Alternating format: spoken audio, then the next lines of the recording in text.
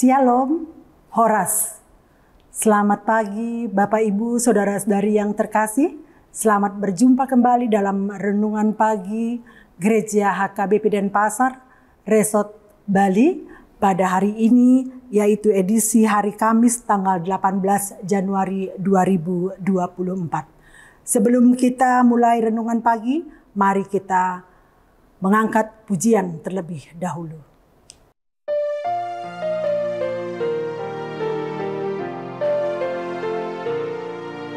Tadi didonasi dari Ngasmar Minggu be marupa daulat nasi dasa sude alai tungdau rohana dang sai dosa nai Tuhan narang di golong nang pakokok nai.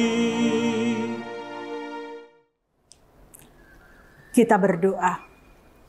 Terima kasih ya Tuhan Allah Bapa kami yang di surga, atas pagi hari yang indah cerah yang boleh Engkau berikan kepada kami. Kami akan memulai aktivitas kami ya Bapa. Sebelum kami melaksanakan daripada seluruh aktivitas kami pada hari ini, biarlah ya Tuhan pikiran hati kami Engkau boleh urapi, kuasai dengan kuat kuasa Roh-Mu yang kudus. Dengan cara ya Tuhan kami akan mendengarkan daripada firman-Mu yang menjadi sumber kekuatan di dalam kami menjalankan daripada seluruh aktivitas kami ya Bapa. Bukakanlah pikiran hati kami ya Tuhan Yesus, agar kami benar-benar ya Tuhan mampu untuk menjalankan dan merenungkan daripada firman-Mu di setiap hari, di setiap saat, dimanapun kami berada. Di dalam Yesus Kristus Tuhan kami. Amin. Bapak Ibu Saudara-saudari yang terkasih, firman Tuhan yang menjadi bahan renungan kita pada pagi hari ini terambil dari Yakobus 2 di ayat 26 yang demikian bunyinya. Yakobus berkata, sebab seperti tubuh tanpa roh adalah mati. Demikianlah juga iman tanpa perbuatan-perbuatan adalah mati. Sebelum kita menginjak kepada renungan yang lebih mendalam, maka pada pagi hari ini marilah kita simak, dengarkan cerita berikut ini. Saya mengenal seorang teman saya yang bernama Melpa. Jadi dia memiliki 3 orang anak, dan suatu hari Melpa menyurati saya, di mana di dalam suratnya itu dia mengatakan bahwa dia sangat bergembira karena anak bungsunya telah memutuskan untuk melayani Tuhan. Jadi dia itu merasa bahwa Tuhan sangat bermurah hati kepadanya karena ketiga anaknya satu demi satu telah masuk ke dalam pelayanan. Melpa tidak tahu bagaimana caranya untuk menyampaikan kebenaran yang sangat besar. Akan tetapi di sini saya melihat bahwa di dalam hidupnya terlihat bahwa dia orang yang memiliki iman. Dia dengan tulus percaya bahwa berkesempatan melayani Tuhan adalah berkat yang terbesar di dalam hidup ini. Oleh karena itu, dia sangat mendorong dan mendukung keputusan daripada anak-anaknya. Dia tidak pernah peduli bagaimana cara memenuhi daripada kebutuhan hidupnya. Dia tidak pernah khawatir apakah nantinya tidak ada seorang pun yang akan merawatnya di usianya yang sudah lanjut. Jadi dari sini bisa kita lihat bahwa Melpa ini bergantung kepada Allah yang dia percayai. Imannya kepada Allah terlihat jelas di dalam kehidupannya. Dari cuplikan di atas, dapat kita melihat bahwa tidak ada gunanya bila seseorang mengaku beriman, tetapi tidak disertai dengan perbuatan, sebagaimana imannya. Ilustrasi yang dipakai Yakobus pada ayat 15 sampai dengan 16 menggambarkan bahwa perkataan tanpa tindakan konkret adalah omong kosong yang tidak akan membawa dampak apapun bagi orang lain. Betapapun besarnya bentuk perhatian kita melalui kata-kata, pertolongan tidak akan menolong orang yang sedang kelaparan dan kedinginan. Karena yang mereka butuhkan itu adalah makanan dan pakaian. Jadi bagaimana orang lain mengenal kita sebagai orang yang percaya kepada Yesus Kristus? Apakah dari KTP? Apakah itu dari surat baptis? Surat CD? Atau surat keanggotaan dari gereja? Jadi semua identitas ini tidak bisa menjamin bila perbuatan baik kita tidak tercermin dalam kehidupan kita. Jadi inilah yang dinamakan iman yang kosong dan mati. Bapak, Ibu, saudara-saudari yang terkasih, benarkah bahwa iman yang benar seharusnya didasari pada pemahaman yang benar tentang siapa yang diimani? Dan dapatkah dibenarkan bila mana iman hanya berhenti sampai tingkat pemahaman saja? Jawaban terhadap kedua pertanyaan ini adalah tidak benar. Mengapa demikian?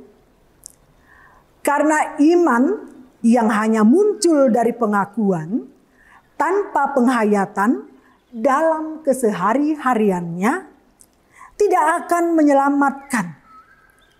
Bukan dasar imannya Yesus Kristus tidak menyelamatkan, tetapi iman yang tidak terwujud dalam perbuatan merupakan slogan kosong yang hanya enak didengar tanpa membawa perubahan apapun di dalam diri kita.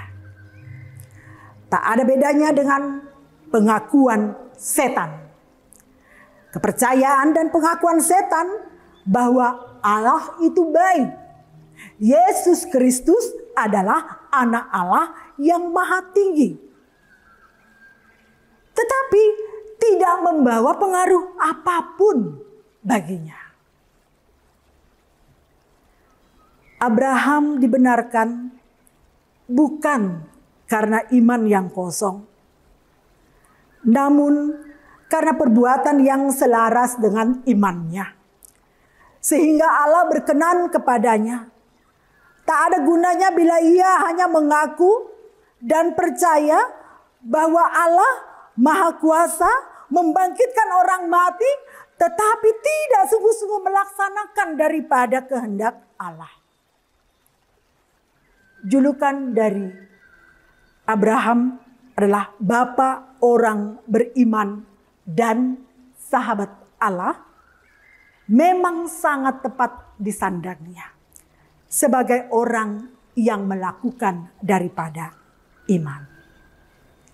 Hari ini, marilah kita sama-sama merenungkan berapapun besarnya kita memiliki iman kepada Yesus Kristus, namun tanpa perbuatan yang selaras, iman tidak akan mengubah apapun dalam kehidupan kita sebagai orang Kristen.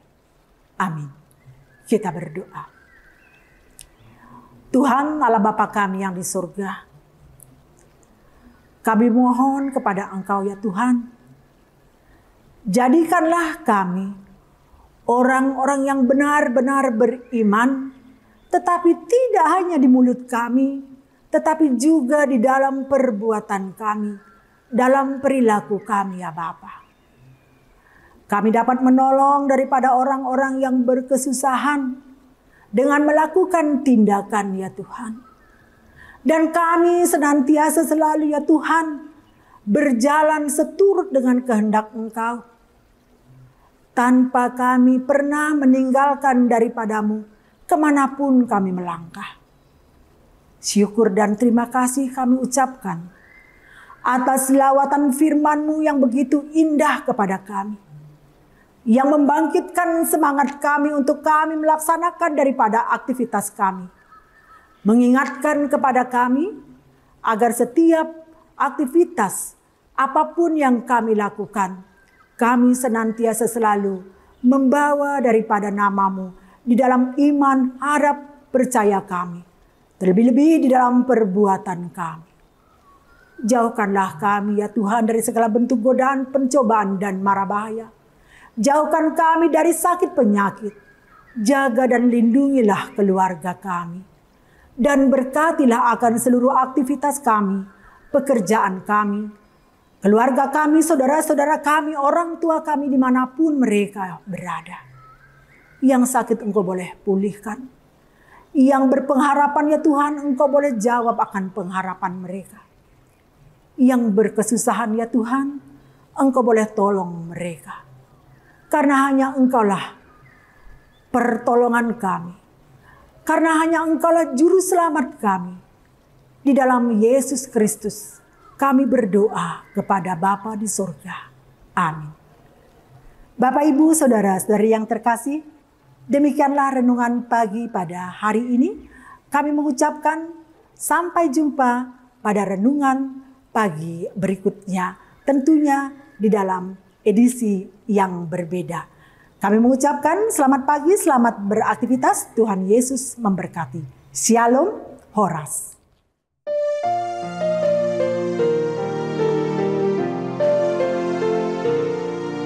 Mereka dibaptiskan, ibadahnya penuh, tunjukkan kesalehan dan rajin berteduh. Namun hati mereka jauh dari Tuhanku, firman-Nya diabaikan dan Yesus penebus.